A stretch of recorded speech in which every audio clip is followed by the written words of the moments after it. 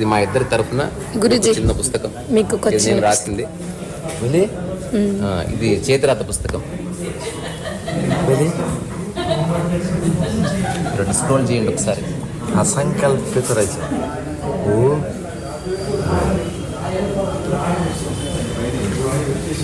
బాగుంది. సో నేను మీ ప్రాసకి పెద్ద ఫ్యాన్ని. దానికంటే ముందు చక్కటి ఒక పాటతో మీకు నచ్చింది. ఆల్రెడీ స్టార్ట్ అయిపోయింది ఇప్పుడు అయిపోయింది ఆల్రెడీ మాకు స్టార్ట్. సార్ పాడండి. బాగుంది, నచ్చింది. బాగుంది.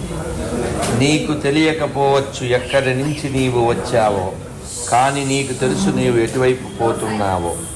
మనం నివసించవచ్చు కొన్ని సంవత్సరాలు ఈ నేల మీద, కానీ చాలా సంవత్సరాలు నీవు ఈ నేల కింద తలదాచుకోబోతున్నావు. నేల మీద తల ఎత్తు, నేల కింద తల వంచు.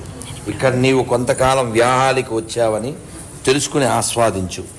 నీవు మాయం అయ్యే వరకు హాయిగా నడు. అబ్బా, ఎంత మంచి మాటవి. ఇది వైరాగ్యం. వైరాగ్యం ఉన్నవాడు అన్నమయ్య యొక్క బాధని, ఆవేదనని అర్థం చేసుకుంటాడు. అన్నమయ్య మనందరినీ దృష్టిలో పెట్టుకుని ఇలాంటి తత్వాన్నే బోధించాడు.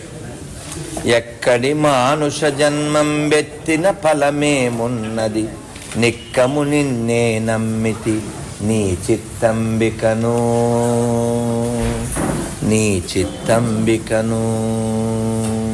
విడువను ఆహారంబును, విడువను ఇంద్రియ భోగం, విడువను. ఇలా తన యొక్క లోపాన్ని చెప్తున్నట్టుగా అన్నమయ్య చెబుతూ ఎవరిని ఉద్దేశించి మాట్లాడాడు? అర్జున్ని అడ్డం పెట్టుకుని కృష్ణుడు మాట్లాడింది ఎవరి గురించి? మన గురించి. ప్రజ్ఞావాదాంశ భాషసే అంటాడు. You are speaking like scholar but you are a fool అంటాడు. కాబట్టి అశోచ్వానన్న శోచస్తం ప్రజ్ఞావాదాంశ భాషసే గతాసూన గతాశంశ నాను శోచంతి పండితా. బుద్ధిమంతుడైన వాడు, పండితుడైన వాడు మరణించిన వారి గురించి కానీ జీవించి ఉన్న వారి గురించి కానీ శోకించడు.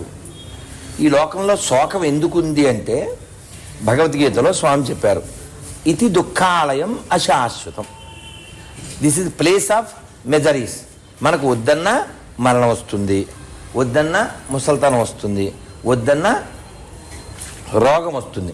జన్మ మృత్యు జర వ్యాధి దుఃఖ దోషాను దర్శనం. కాబట్టి దుఃఖం వద్దు అనుకున్నవాడు ఎక్కడికి వెళ్ళాలి? అది వేదం, ఉపనిషత్తు ఇవన్నీ చెబుతాయి. మనం ఎక్కడి నుంచి వచ్చామో అక్కడికి వెళ్ళాలి. ఎక్కడి నుంచి వచ్చాం?